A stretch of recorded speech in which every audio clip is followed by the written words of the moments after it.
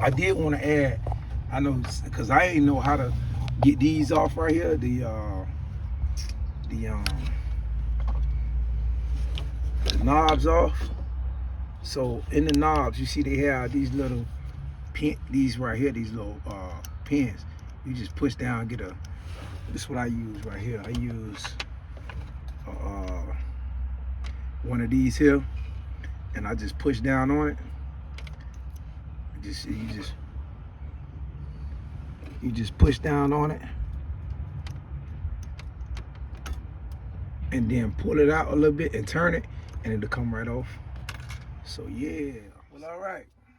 Peace and blessings. What's that? So we got an air leak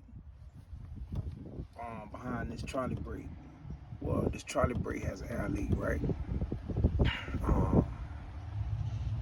What we're gonna do is we're gonna go ahead and correct the problem, because this could put us out of service.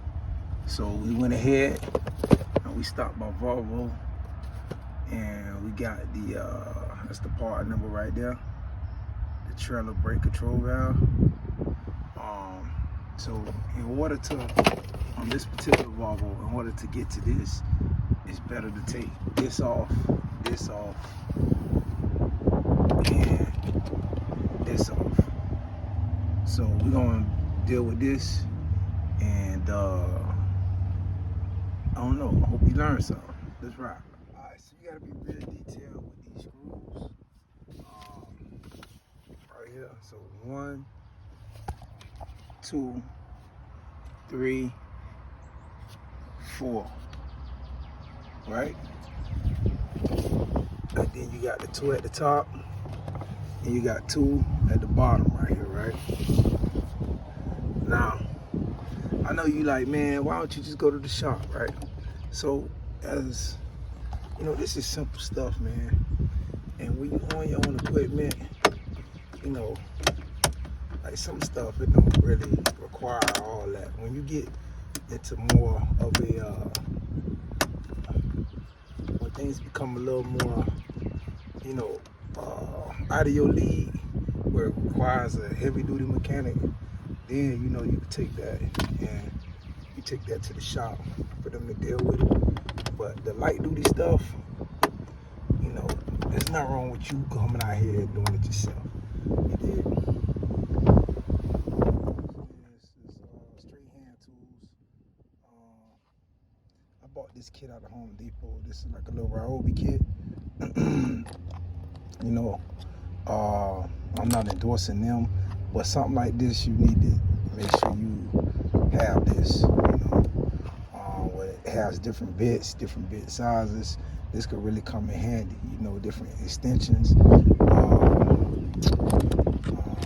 So yeah, so we got, I'll find a screw out for this one right here. Come in. So we're gonna push him back. Let's get him out. Alright, so this is our trailer brake valve. So what we're gonna do is we're gonna we took a picture of these. We got the what is like a yellow, that's like a grayish, and that's a black. So what we're gonna do, we're gonna push these in. We're gonna push this line up, and we're gonna pull these out, and we're gonna remove this trailer air brake valve. All right, so as you see, this old one, the new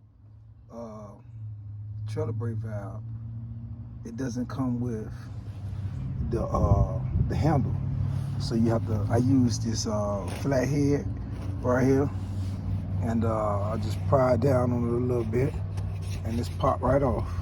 And now we're gonna put it on to right here. We're gonna pop it right on there. Let's see. Let's get it on there first. You see, we just take the lines and just plug them right back in. So we know that the yellow goes here, the green goes on the end. The black goes on the end, and the gray goes in the middle. We took a picture, right? we got them all connected. So now we're gonna test it out. We're gonna turn the truck on, we're gonna air it up and make sure we cleared our little issue. So before you start this, make sure you bleed the tanks out completely empty and let them power, so you won't have any excess air in it. So right now we're building them back up. So I'm not gonna put the idle on until the air pressure at least builds up at about 90 psi. So as of right now, we don't hear no leaks, but as the more pressure builds up, we should hear leaks if it is a leak. So we built up the air pressure to 90 psi. Let's before we turn the idle on, make sure we won't hear no leaks. Okay, that's a good thing. We don't feel no leaks. Everything tight, secure. So we're gonna run up the air pressure, run up the idle.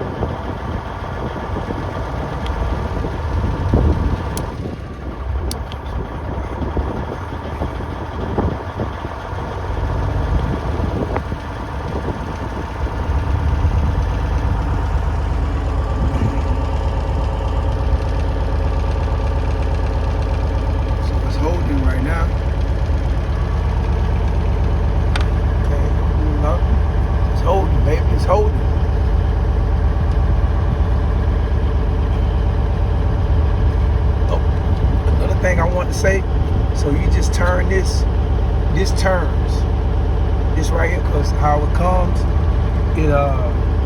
so the handle, how the piece comes, it comes with the handle facing down, but it's supposed to face up.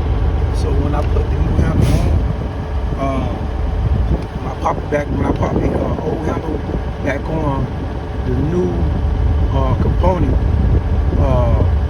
so you just turn it or whatnot to make it, it does swivel.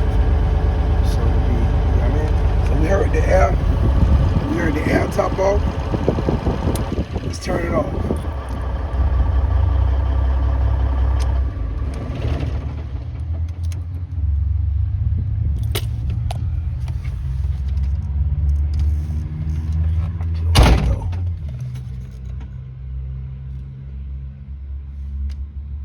Everything sound good. Everything sound good. That's what I'm talking about. So I did want to add, I know, because I ain't know how to get these off right here. The knobs off. So in the knobs, you see they have these little these right here, these little pins. You just push down, get a. This is what I use right here. I use one of these here, and I just push down on it. You just push down on it,